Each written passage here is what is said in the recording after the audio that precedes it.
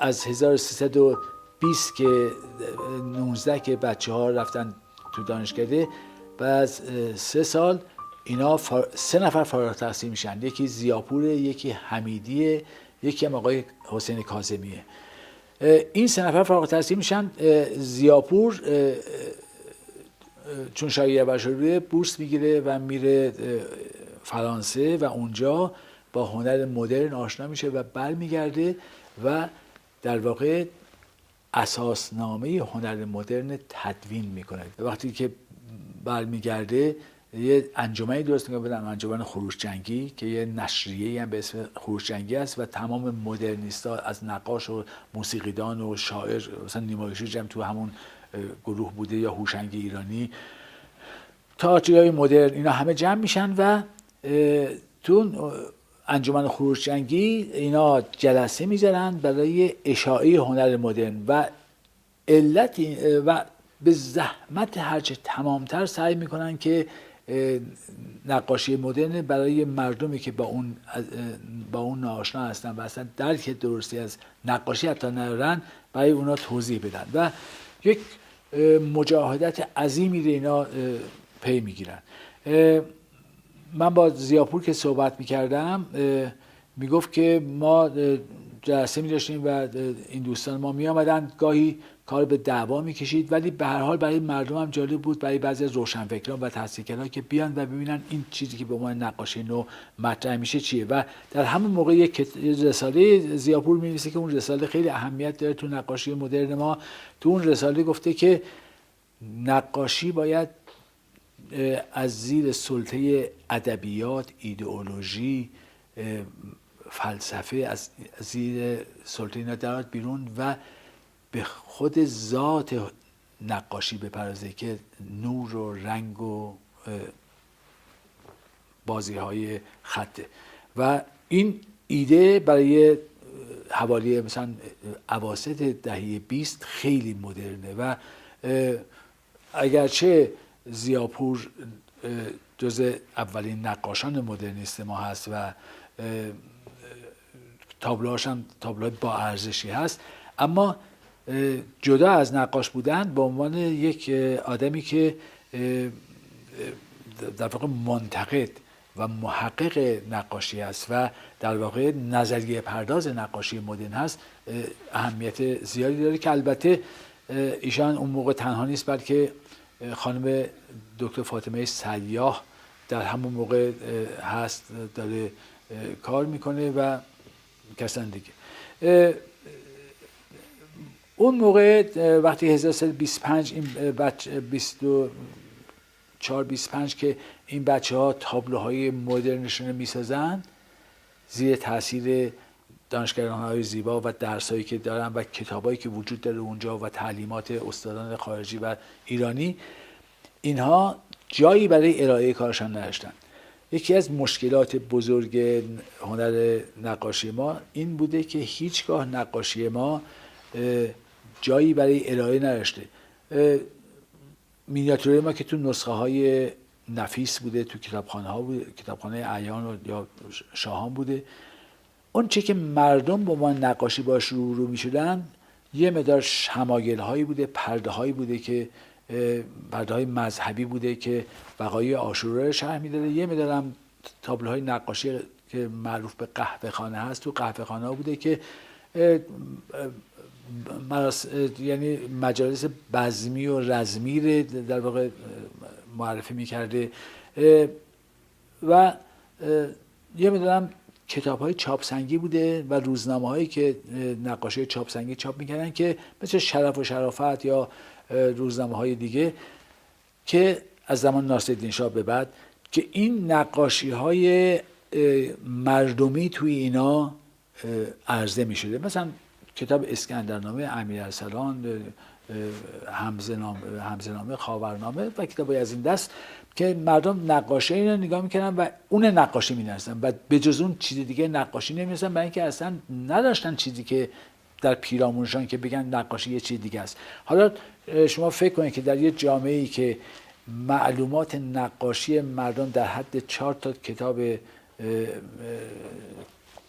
چاپسنگی هست و چند تا پرده در دراویش ملکه گیر، یه دفعه نقاشان مدرنیست میان کارهایی بکنن که نزدیک کارهای سزان و براک و پیکاسو و امثال این است و یک نوع واکنش عجیب وجود داره و اون آدم‌ها که نقاشی ما را از طریق مینیاتور میشناسن اونا دچار ترس میشن، میگن که نکنه این نقاشی مدرن خراب کنه نقاشی ما رو و وای میستن محکم جلوی اینا و میگن که شما یه شارلاتان هستید و ما نمیذاریم که شما با خراب کردن نقاشی فرهنگ ما رو از بین ببرید.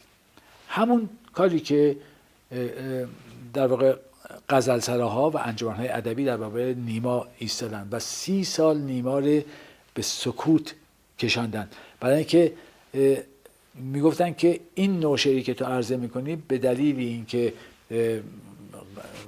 به شیوه قدیمی نیست و تغییراتی توی وزن داده میشه و تو قافیه بندی و اینا باعث تخریب روحیه مردم میشه و 30 سال طول میکشه از 1300 تا 1330 که آرام آرام مردم میگن نه، میشه انواع تجربه های مدرن توی فرهنگ کرد و فرهنگ بیدی نیست که هر بادی بلرزه، کار خودشه میکنه. حالا اگر یک کاری مردم دوست نداشتن خود به خود یا یه فرهنگی دوست نداشت خود به خود میره کنار، ولی نه به سرعت. به هر حال روزنامه های اون دورانی که آدم نگاه میکنه، من قالب اینا رو رفتم نگاه کردم و دیدم تو آرشیف ها، این روزنامه ها پر از فحش فضاحت به نقاشان مدرن هست که اینها نقاشی ما رو خراب کردن، اینا کارهاشان رویه نداره و حتی یادم به نام دولتشاهی نمایشگاهی که نقاشان مدرنیست ما گذاشته بودن توی باشگاه مهرگان که باشگاه مربوط معلما بوده، بر ایرانی بوده، سهراب سپهری بوده، محجوبی بوده، اینا کار گذاشته بودن و بعضی از نقاشان مدرنیست ما. این یحیی داداشاهی اومد یه تابلوی عجق وجقی برای خنده گفته اینم نقاشی کوبیستی کنار اون گذاشته و مردم می اومدن اون رو نگاه میکردن و از اون تعریف میکردن و در واقع به مسخره کردن نقاشان میپرداختن. این مقاومت با امر نو تو هر جامعه‌ای هست، اما دیگه اینجا خیلی طول کشید و کوششی که هم دانشگاه‌های زیبا، هم استاداش و هم فارغ التحصیلاش کردن، مثل تو انجمن‌های هم تو انجمن خروشجنگی و هم نشریاتی که بعد از 1120 آزاد شده بودن و زیر سیطره چپ بودن، نویسندگان چپ بودن، اونا هم از هنر نو دفاع میکردن. این بود که آرام آرام در طول 20 سال اینا توانستن بگن که این هنر جدی و مخالفت باش فایده نداره. البته نشریات مترقی و منتقدینی که مثل خانم فاطمه سیاح یا خانم دکتر سیمه دانشور و شوهرش آل احمد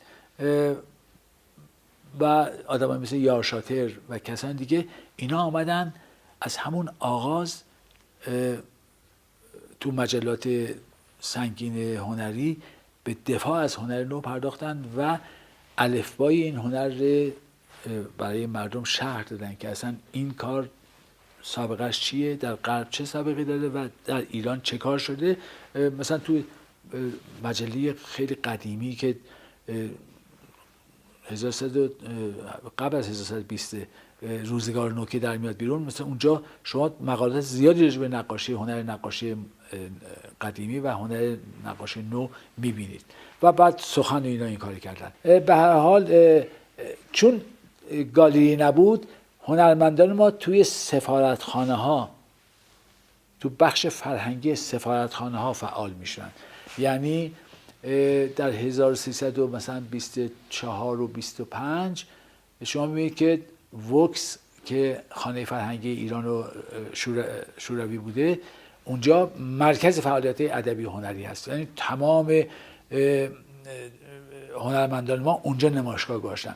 بعد انجمن ایران فرانسه، ایران ایتالیا و جاهای دیگه که اینا به دلیل اینکه با این هنر نو کاراشون آشنا بودن حمایت میکردن و این هنرمندان جوان اونجا کاراشون به نمایش می‌ذاشتن و در این حال هم معصوم بودن از تعرض.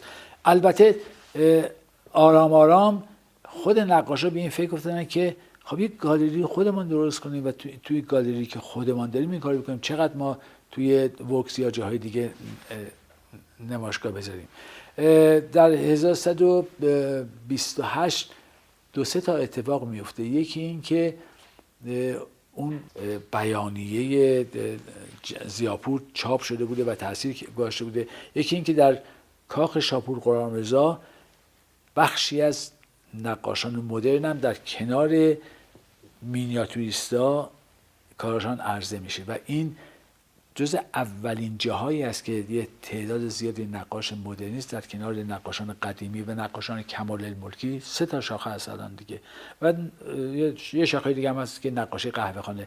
در واقع این 4 شاخه‌ای که موازی بودن اینا توی اون کاخ آثارشان عرضه میشه و در همون سال آقای جوادی پور، محمود جوادی پور به این فکر میفته که یک گالری درست کنه که کارای بچه‌ها اونجا عرضه بشه و خودش هم شرح داده توی کتاب خودش و توی این کتابی هم که من در مورد پیشگامان هنر نو ایران نوشتم، در اونجا آمده که اینا میان 3 دهنه مغازه توی خیابان اول خیابان بهار میگیرن و اینجا اسمش میذارن گالری آپادانا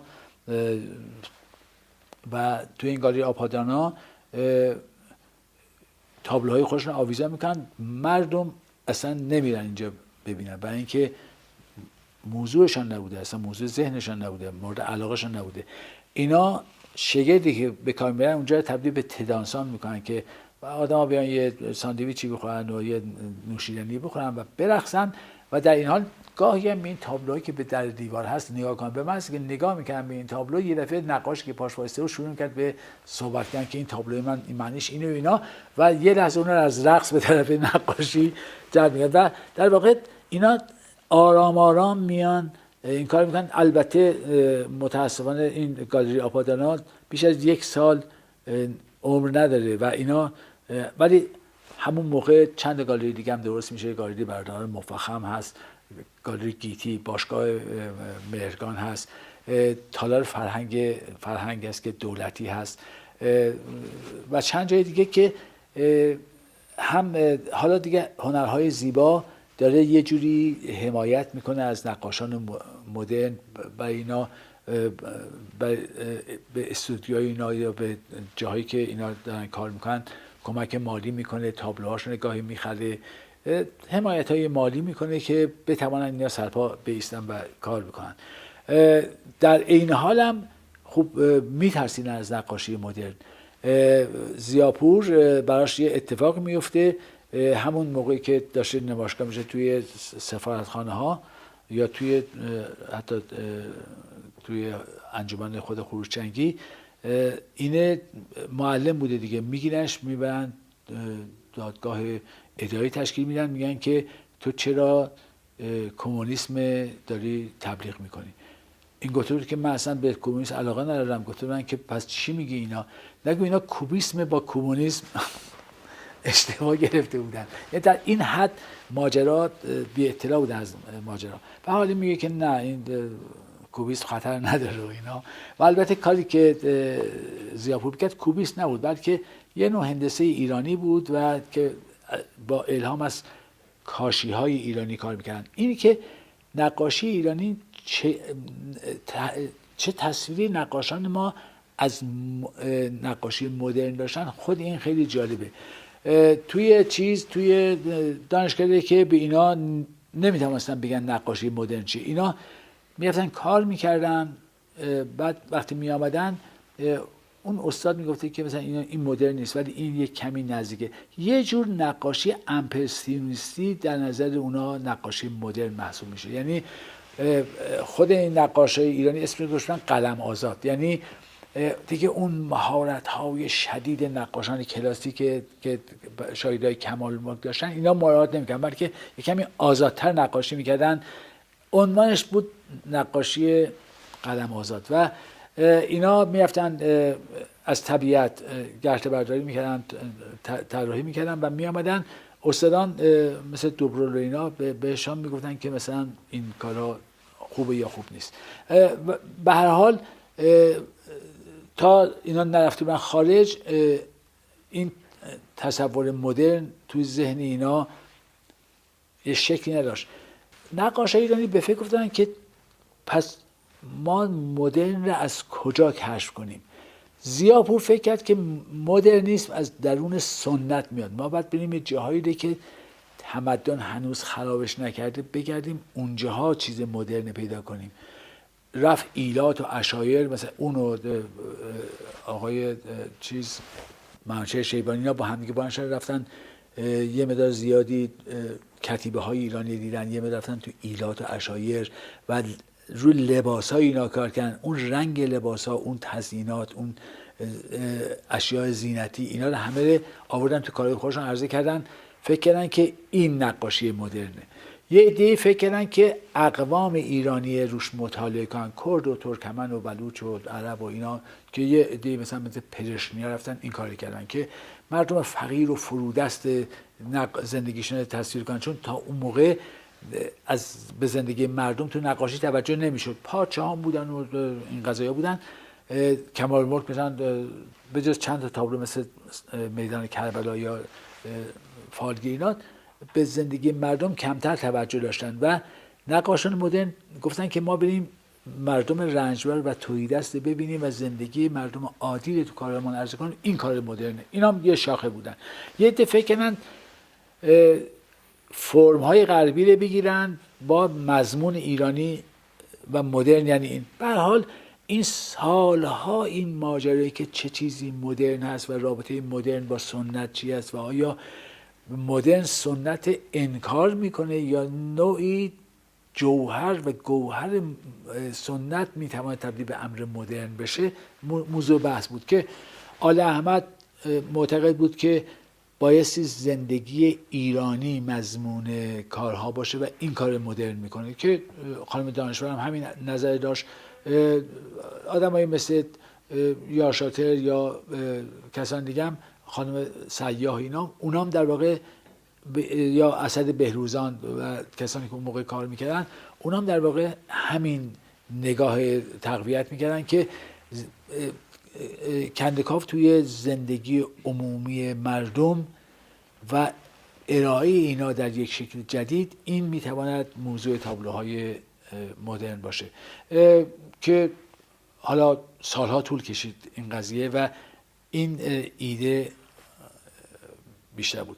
از آغاز نقاشی به حال از 1304 در واقع حدود 1300 که نقاشی مدرن شروع شده، همینجور این کارا انجام شده. در 1120 به بعد قدرت پیدا کرده تا حوالی سال 37.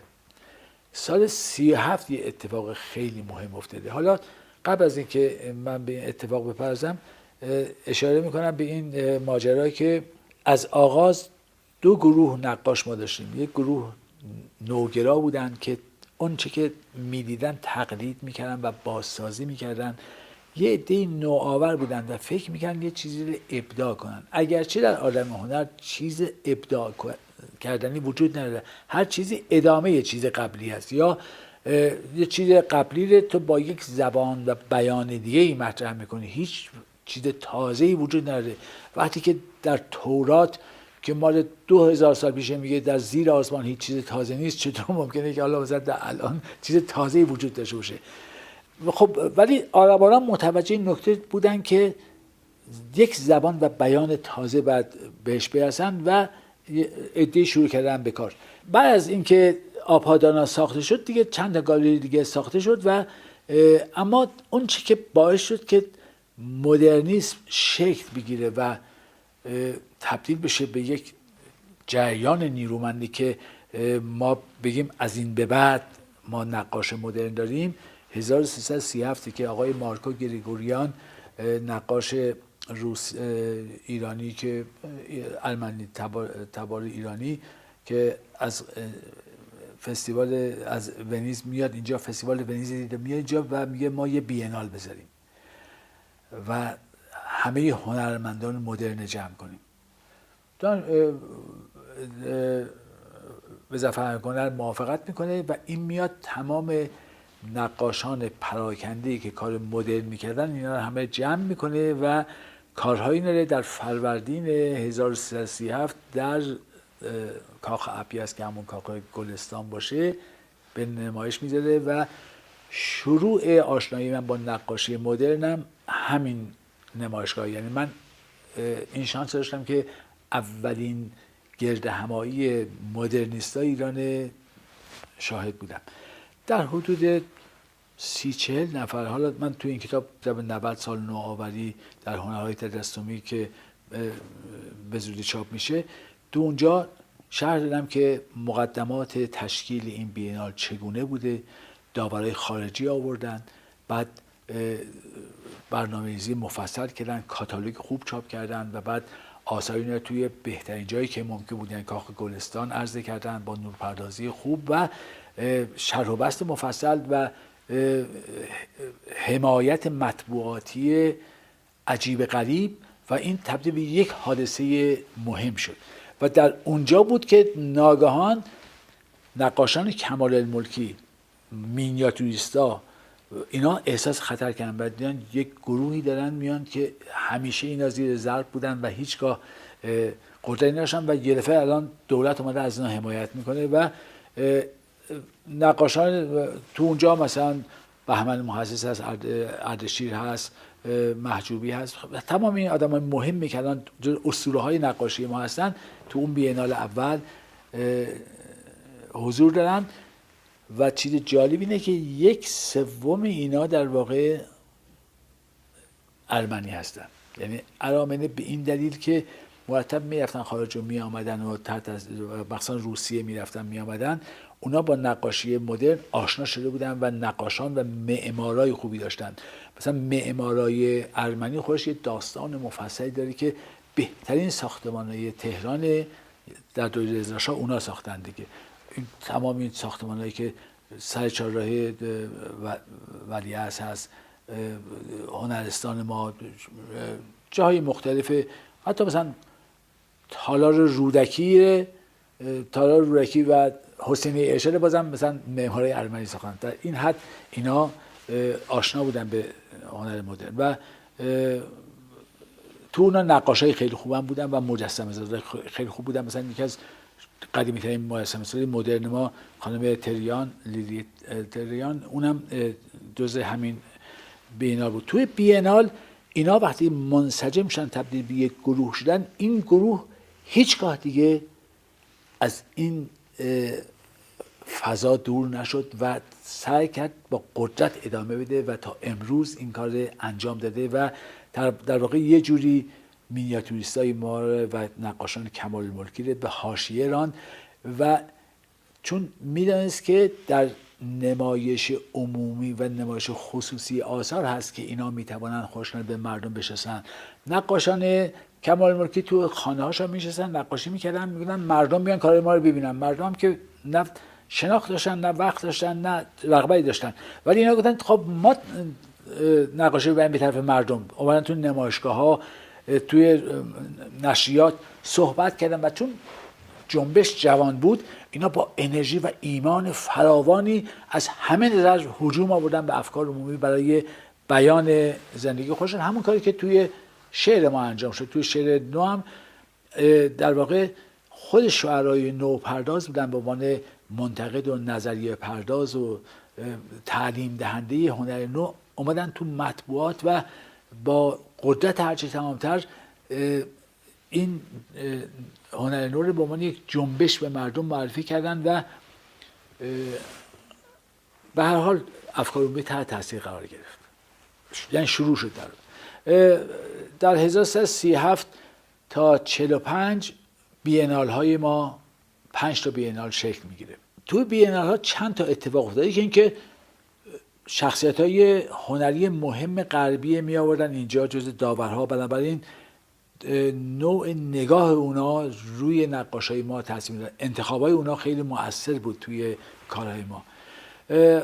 البته هنرمندان ایرانی هم که در کنار داورای غربی بیشتر ایتالیایی و فرانسوی کار میکنن، اینا هم آدمای درجه‌ای بودن. مثلا دکتر مؤید عهد که معمار معروفی بود و مصلی رو طراحی کرده، خود نادرپور به عنوان شاعر جزء آدمی بود که بعضی از مقدمه‌های این بینال‌ها نوشته و تبلیغ کرده. خود مهندس فروغی که آدمی بود که هنر قدیم ایران خیلی خوب میشناخت و میدونید که یکی از بزرگترین مجموعه‌های کارهای فلزی ما در اختیار مهندس فروغی بود و مهندس فروغی در سالهایی که رئیس دانشگاه هنر زیبا بود خیلی سعی کرد که اون بخش فرهنگ ایرانی رو تقویت کنه در برابر همونجور که آقای محسن مقدم و اینا این کار کردن. به هر حال بینال توانست هم نقاشان با ما یه تشکل نیرومند مطرح بکنه و هم تداوم بخشید و در طول این 10 سال اینا سمت سوی مدرنیسم هم در واقع مشخص کردند و آرام آرام در طول این بینال‌های 5گانه نقاشان ما از تقلید و نوگرایی به طرف نوآوری حرکت کردند. فکر کردند که حالا بیان بر اساس این فرهنگ و شناختشان از این مملکت و از فرهنگ تصویری این مملکت و شناختشان از دنیا دیگه. حالا الان کتابای زیادی اومده بود اینجا، آدم‌ها رفته بودن خارج تحصیل کرده بودن، برگشته بودن، اومدن با دنیا ارتباط دقیقی داشتن و حالا می‌دونستن که چه کار بکنن و توی همین زمینه بود آرام آرام 2 تا شاخه مشخص شد تو نقاشی مدرن ما. یه شاخه‌ای که میگفت که ما بایستی با اتکا به فرهنگ سنتی خودمان آثاری بیافرینیم که من اسم اینا رو گذاشتم نقاشان نوآوران سنتگرا. این نوآوران سنتگرا معتبرن ما مینیاتور داریم، خط داریم و اشیاء هنری داریم، مثلا صندوقچه ها، مثلا کاسه بشقاب، هر چی که فرش، کاشی ها، انواع کارهای فلزی و چوبی، چی که مردم ساختن، فرهنگ مردمی، ما بر اساس اینا بیایم کار کنیم. مثلا تناولی اومد گفت که خب این همه سال ما فلزکاری داشتیم، این همه سال مثلا چند هزار سال قبل فلزکاری آذربایجان و لرستان اینا عالی ترین آثار فلزی در دنیا ساختن، چطوری ما از این گنجینه بی بهره بمانیم؟ رفت رو اونا مطالعه کرد، بعد مثلا رو قفل مطالعه کرد، دید که قفل یه شکل بیرونی داره که شبیه مجسمه است و توش هم یه مکانیسم بسیار دقیق ریاضیوار هست که قفل از هم دیگه جدا میکنه و خب این فکر کرد که خب خود قفل یه مجسمه است، این فقط ابعادش کوچیکه، این ابعاد بزرگ ساخته بشه میتونه بخشی از یک مجسمه باشه. خود سقاخانه در این حال که یه جایی مذهبی است، توش نقاشی هست، توش شمع هست، روشنایی هست، نظریه مردم هست. خب اینه میشه آورد توی مجسمه. معماری ایران درونیه، یه معماری درونگراست، بیرونش یه دیوار کاهگلی، توش میرید بهشته.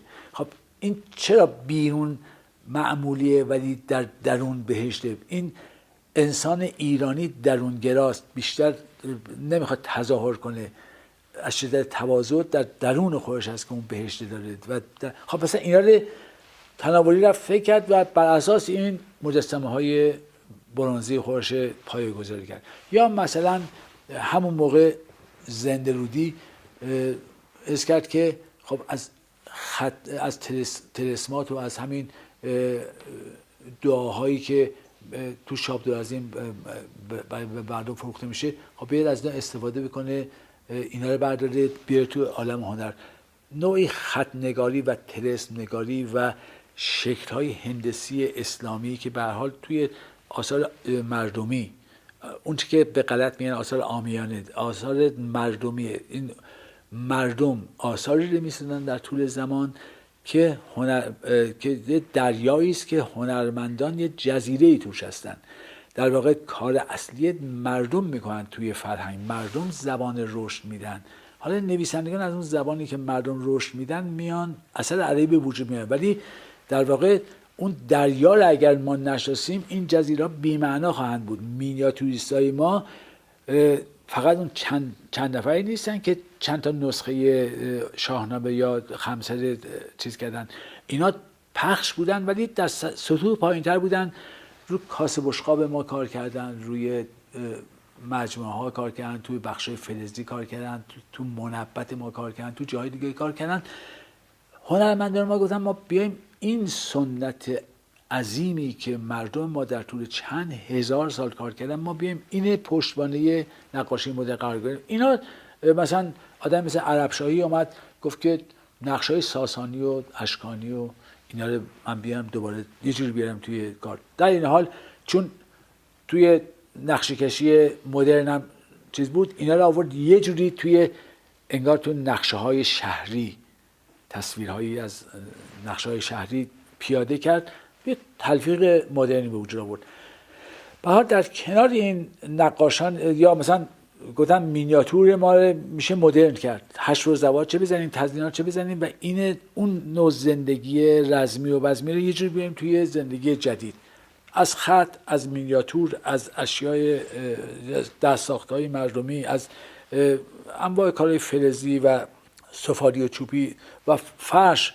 مثلا اسفندیاری اومد گفت که از نقشه‌های فرش، از دستباف‌های خودمان استفاده کنه و اینا رو آورد توی کار خودش. اینا یه شاخه شدن به نام نوآوران سنت‌گرا، یعنی کسانی که دارن تغذیه میشن از هنرهایی که پیشینیان در اینا به عنوان میراث گذاشتن و حق ایناست که این ارثیه از آن خودشان بکنن. یه عده معتقد بودن نه، این فکر محدوده، نقاشی یه امر جهانیه، یه زبان جهانی داره، ما هم در داخل مملکت همون کاری میکنیم که فلان کس در مکزیک یا در اسپانیا یا در هند میکنه. بنابراین نقاشی محدود به سنت، به میراث بومی نمیشه، بلکه یه میراث بشری و جهانیه که این شاخه اسمش من گذاشتم نوآوران آزاد، که این نوآوران آزاد در برابر نوآوران سنت‌گرا هستن. البته این مرز اونقدر شدید نیست، گاهی اینا تلفیقی از این دوتا هست. مثلا خانم بهجت صدر میگه که لزوم نداره که از مینیاتور یا از خط استفاده کنم یا از سفالینه های خودمان یا از فلزنگاریامان. میاد و نقاشی آبستری خودش به وجود میاره، ولی همون نقاشی آبستری ریتماش مثلا از درخت‌های تبریزی خودمان مثلا گرفته شده، از باغ‌هایی که در کودکی دیده گرفته شده. یعنی میگه که من هر کاری بکنم به هر اون رنگ بوی ایرانی است، ولی تعمد ندارم من که از تمام اون اسلوب‌ها و از اون شمایل‌ها و از اون چیزها، از اون مشخصات اصلی اونا رو بیارم تو کار خودم. بلکه حالا نقاشان دیگه هم همینطور، مثلا یکتایی میاد میگه که خب نقاشی امر جهانیه، در حالی که اویسی میگه من چگونه میتوانم این همین مینیاتور زیبا که داریم اینا رو دوباره نیارم توی نقاشی مدرن. به هر حال این این دو گروه هنرمند نه اینکه کاملا یه دیواری بینشان باشه، هی بدبستان دارن به هم دیگه. مثلا مارکو میاد میگه که تا کی ما بیایم از رنگ استفاده کنیم، مثلا من از گل استفاده میکنم، از خاک، که آدم از خاک برخواسته و به خاک میره، خاک رو میاد موضوع کارش میکنه، بعد میره کاگل میکنه، این روی بوماش میاد چیز میکنه، بعد اینا ترک میخوره، شکل میگیره، بعد گاهی فکر میکنه که این کمه، یه سنگک هم مثلا برمی‌داره به تابلو خودش کلاژ میکنه، یا دیزی آبگوشت مثلا برمی‌داره میذاره رو کارش. ولی به هر حال یه تحولی تو زمینه نقاشی مردمی به وجود میاد. چرا؟ برای اینکه این آدم آگاهه که این چی که مردم میسازن و چند هزار سال ادامه میدن این چیز کمی نیست که تو بخوای بگی که این مربوط گذشته است. هیچ چیز گذشته دور انداختنی نیست، بلکه قابل بازیافت و قابل بررسی هست. همون ایده‌ای که الان پست مدرنیست‌ها دارن که نباید به عنوان مدرنیست شما بخشی از گذشته بذارید کنار، رو تاقچه بگید این به درد نمیخوره. به هر حال این دو تا گروه به موازات هم دیگه کار کردن تا 1345 که دیگه وقتی که بینالا تمام شد دیگه دولت بینالا ادامه نداد. این دو تا گروه کاملا نوآورای خودشون رو پیدا کردن، آدمای اساسی خودشون رو پیدا کردن، تناوری تو زمینه مجسمه، زنده‌روی تو زمینه خط، اویسی و ژازه تو زمینه استفاده از مینیاتور، حالا مینیاتور مختلف. بعد یک گروه که به گروه سقاخانه بودن از چیزهای المانهای و عناصر و فیگورهای مذهبی استفاده کردن. یه دم مثل حسین کاظمی اینا به روح فرهنگ توجه کردن. مثلا بسیاری از کارهای آقای کاظمی که به نظر من جزو نقاشان بسیار مهم ما هست، اینه که مثلا این موضوع گل و سنگ براش موضوع کار خودش قرار داد. گفت که گل اگرچه در ظاهر تضاد داره با سنگ، ولی گل میتونه روح سنگ باشه و سنگ میتونه پوششی برای گل باشه. و در اون تابلوهای ابسترای خودش ترکیب بسیار درخشان و عارفانه‌ای از امتزاج بین دو چیز متضاد سنگ و گل پدید میاره که خب به گمان من جز بهترین کارهای اون دوره هست. در 1345 در واقع بینال که قطع شد، یه چیز دیگه ای تو ایران شروع شده بود. وضع پول نفت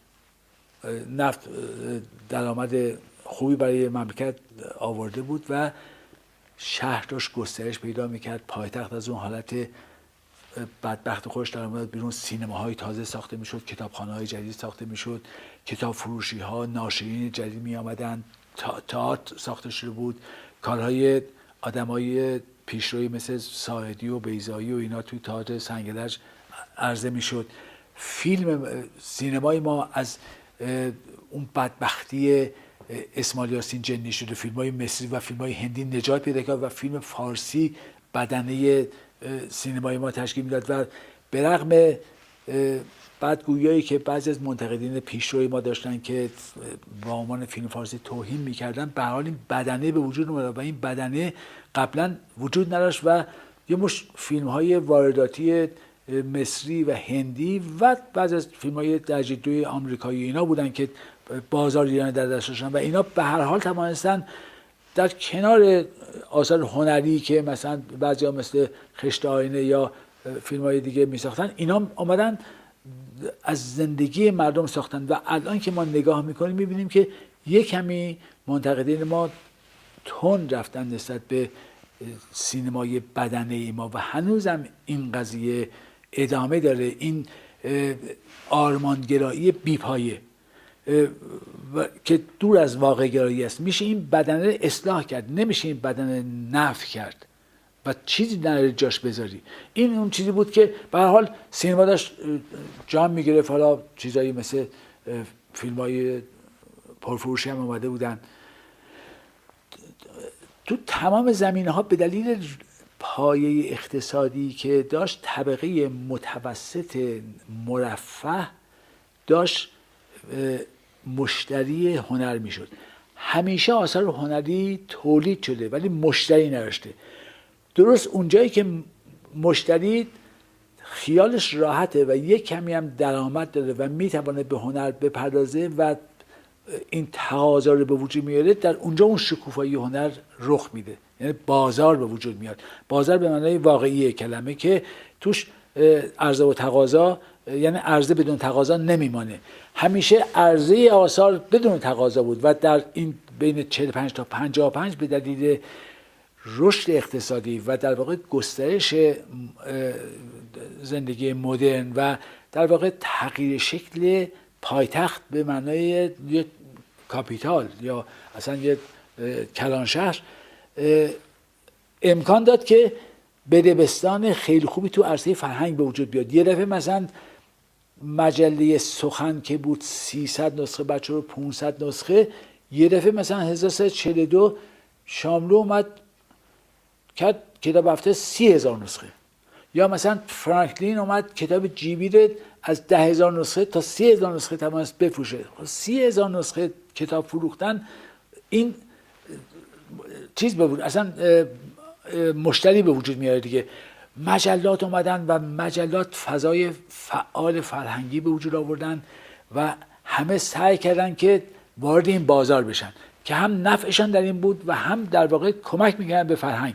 وقتی تعداد زیادی این مجله در هفته منتشر میشد، بعد همه ما میتوانستیم تو اون مجلات از هنر نو دفاع بکنیم و مردم آرام آرام از طریق همین نشریات تعلیم میدیدن و آموزش میدیدن و آشنا میشدن یا در واقع دیگه اون دشمنی خوش نمیداشتن کنار. و اینه که توی دهه 45 تا 55 به گمان من اتفاق خیلی مهم میافتاده که نه قبل از اون اتفاق افتاده و نه بعد از اون دیگه اتفاق افتاد و این شکوفایی اقتصادی به شکوفایی فرهنگی انجامید و در واقع اون آزادی فضای فعال و فضایی که پویا هست و همه فکر میکنن که یک کار مهمی داره میشه و یه اتفاقی داره میفته. حالا ممکن بود توهم باشه ولی به هر حال این انرژی وجود داشت توی جامعه که در هر چی یک انقلابی انجام بدن.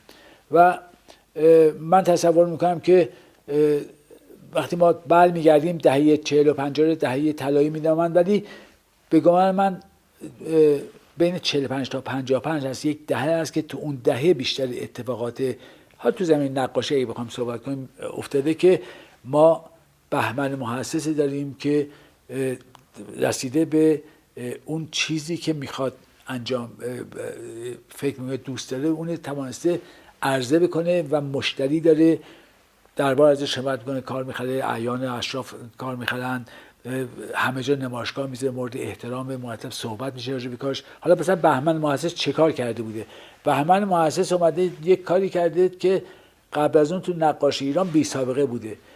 اون اومده به جسمانیت یا تنانگی توجه کرده، گفتی که برخلاف اونچه که 1000 ساله که میگن روح هست که اهمیت داره، این جسمی که اهمیت داره. جسم آدمی هست که عشق میورزه، زندگی میکنه، جنگ میکنه، شکست میخوره، ازدواج میکنه، طلاق میده، میمیره.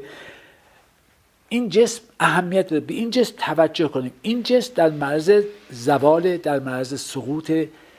تمدن روی این جسم تاثیرات مخرب گذاشته، مغز آدمیزاد کوچیک کرده، بدنش فربه کرده، بیشتر یک نیروی فعال وحشتناک بیکله داره تو دنیا رشد میکنه.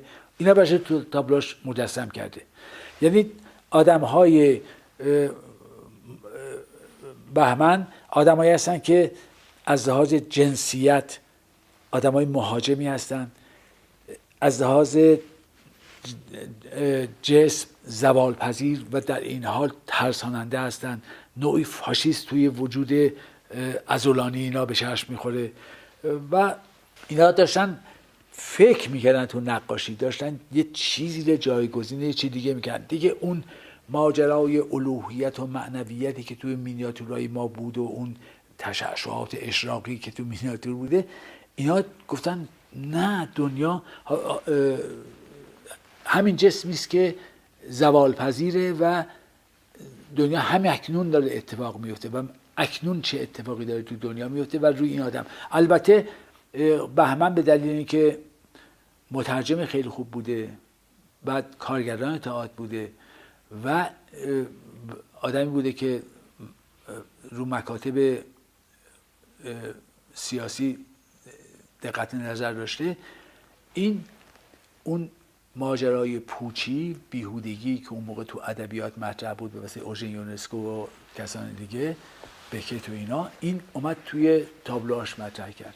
انسان پوک، درون توهی و بیرون انباشته، چیزی که سرمایه‌داری جهانی از انسان داشت پدید می آورد و اینا در آغاز پدید آمدن این فاجعه متوجه اهمیت شدن، به این دلیل ارزش دارن. یا مثلا زنده‌رودی اومد گفت که همین خط نویسی هایی که مردم تو دعاهاشان تو طلسمات توی این تعویضا هست، اینا رو بگیریم بیاریم توی اثر هنری، این رشد بدیم. بعد مثلا قرآن براش مصور کرد که توی فرانسه چاپ شد. بعد روی تمام سنت های تصویری قدیمی ما گشت و اون چیزهایی که لازم بود برای کار خودش که هندسه ایرانی باشه توی نقاشی با موتیف خط پدید آورد که ها در کنارش معافی مثلا حس کرد که نقاشی یعنی چاپ داره خط ایرانی از بین میبره، اینا به احیای خط پرداختن و خط رشد دادن که احسایی هم همین کاری کرد مثلا. ولی یا پیلارام، این 4 نفر که کار کردن هر کدوم مثلا یه جور نگاه کردن به خط. یعنی پیلارام اومد موسیقی خط کشف کرد و یعنی تو تابلوهاش عرضه کرد. معماری خط و اصلا اون حجم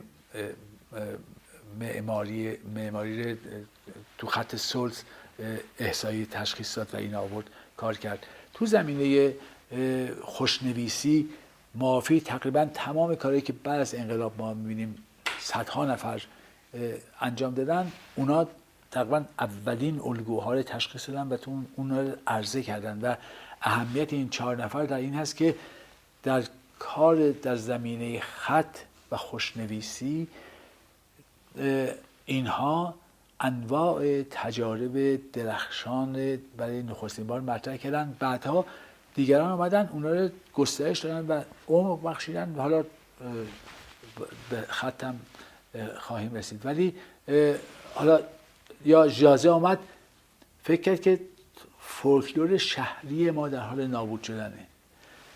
میرابایی که توی خانه ها بودن، گدایانی که تو دراویشی که تو کوچه ها بودن، آدمایی که تو زندگی قدیمی تهران قدیم بودن و اینا داشتن از بین میرفتن، اینا رو یه جوری توی مرسم‌های آهنی خودش بازسازی کرد.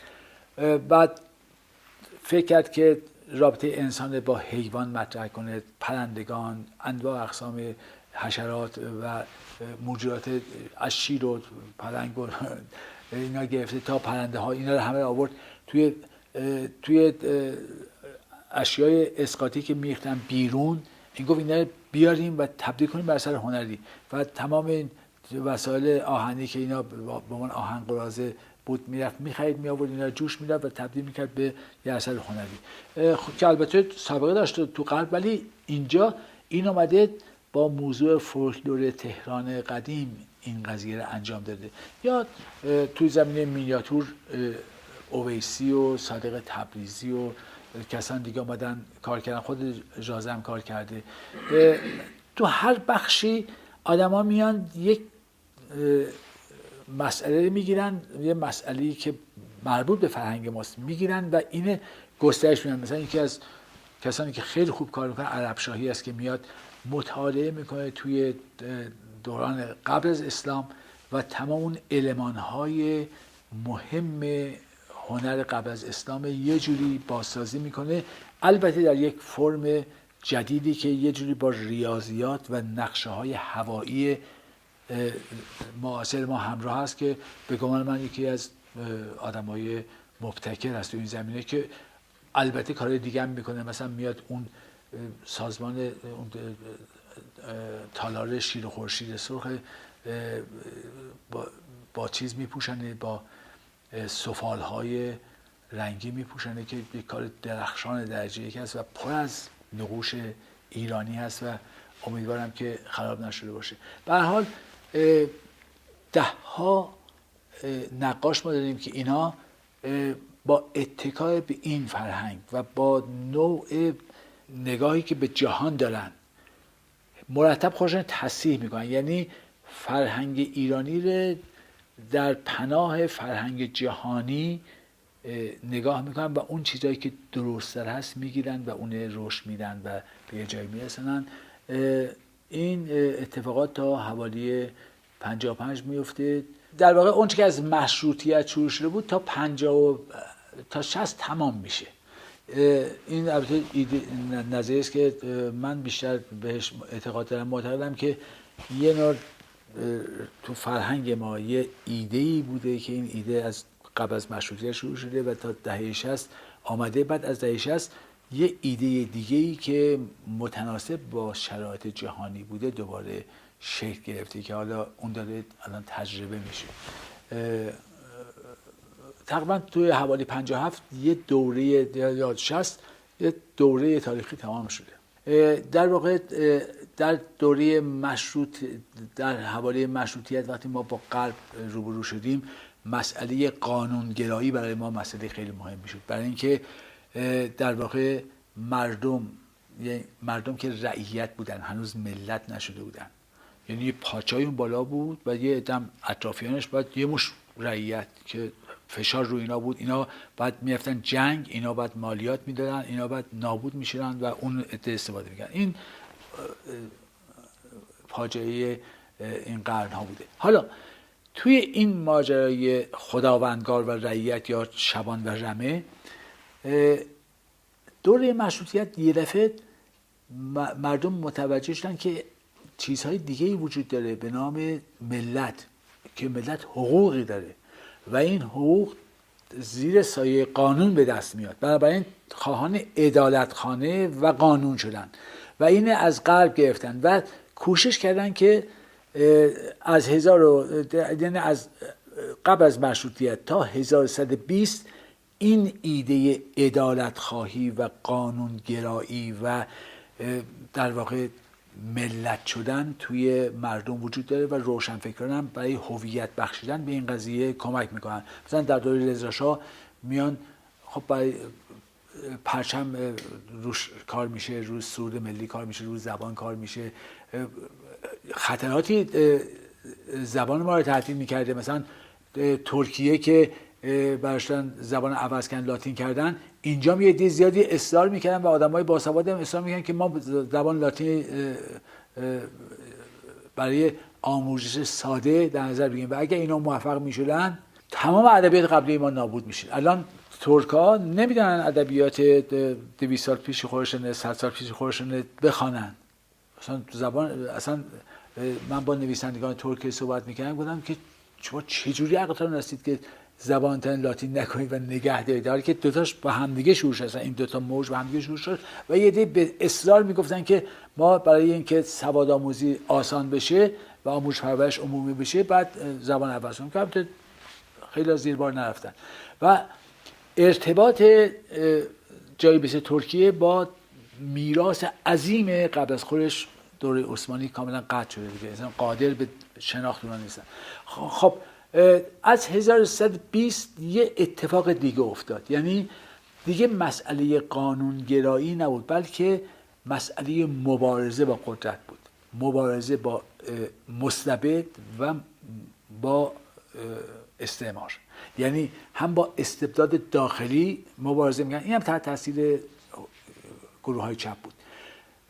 در واقع آرام آرام قانونگرایی و اون اصلاحات و اون رفرم گام به گام اینا که تقریبا رایج بود، اینا همه کنار گذاشته شد و مسئله مبارزه با مستبد و با استعمار مطرح شد که حالا مصدق مثلا یکی از آدمایی است که خیلی آگاهانه در عین حالی که با استبداد داخلی و استعمار جهانی میجنگه، اون اصلاح گرایی، در اون چیزی که امروز ما میگیم اصلاح گرایی، اون رفرم تو ذهنش هست. میگه که حالا مثلا شاه بس سلطنت کنه نه حکومت، یعنی انقلابی نگاه نمیکنه. ولی مصدق استثناست تو این قضیه، اون انقلابیگری که از 1120 تزریق شد به جامعه ما که البته از روسیه می آمد و در واقع همواره از دو طرف فرهنگ غربی اومد به ایران، یکی از طرف روسیه، مرزهای مشترک ما با روسیه، یکی از جنوب بوشهر به واسه انگلیسا و یه نوع سرمایه‌داری می آمد، اون متوقف شد. هنوزم که هست هیچ کس نمیدونه که همونقدر که نفوذ تمدن غربی از شمال ما مطرح بوده، نفوذ تمدن از جنوب هم موثر بوده. تو بوشهر شما میبینید اولین سینماها، اولین تئاترها، اولین کتابخانه ها، اینا اولین چیزا، صادرات و واردات مهم، صنایع، اینا اونجا شکل میگیره. ولی اون معلوم نیست به چه دلیلی متوقف میمونه. ولی این که با انقلاب و با نوعی پرخاشگری و مبارزه همراه بود، این میاد و مسلط میشه که به هر حال از 20 به بعد این قدرت عجیب پیدا میکنه. تا 57 مسئله مبارزه با مستبد کم کم به مسئله انقلاب و زیر رو کردن جامعه می انجامه که حالا خوب یا بد، به هر حال این با اون دوره قبل از خودش که قانونگرایی و نوعی رفرم و اینا هست یک کمی متفاوته. البته خب اشتباهات سیاستمداران تو این زمینه بی تاثیر نبوده توی این تشدید این وضعیت بد. یعنی در همون دوره 45 تا 55 که ما میگیم که شکوفایی فرهنگ هست، در همون موقع گروه‌های زیرزمینی چریکیم داره فعالیت میکنن و برای براندازی حکومت دارن کار میکنن، به دلیل اینکه اون عدالت اقتصادی اصلا مراعات نمیشه. یعنی عدالت اقتصادی به یک طبقات معینی، طبقات متوسط شهری مدد میرسونه و بقیه از اون چی هستن و آزادی سیاسی هم داده نمیشه. اگر ما به دنبال رشد و رفاه فرهنگی و اقتصادی بودیم، رشد سیاسی هم جز درخواست‌های جامعه بود.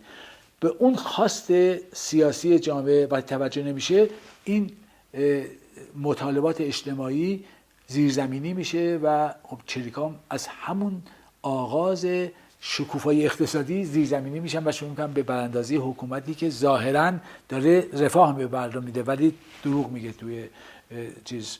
حالا اون دیگه از بحث ما خارج میشه. ولی به هر حال این بعد از انقلاب در واقع مسئله انقلاب و اصلاحات دوباره به یه شکل دیگه ای مطرح میشه که توی هنر و ادبیات هم تاثیر میذاره که حالا اگه بشه شاید در یک جلسه دیگه به این قضیه بپردازیم که چون مشخصات این دوره مشخصات خیلی مهمیه و باید فارغ از هر نوع جانبداری یا تعصب آدم نگاه کنه به این دوران و دشواره که ما این کارو بکنیم به دلیلی که توی خودمون فضا هستیم.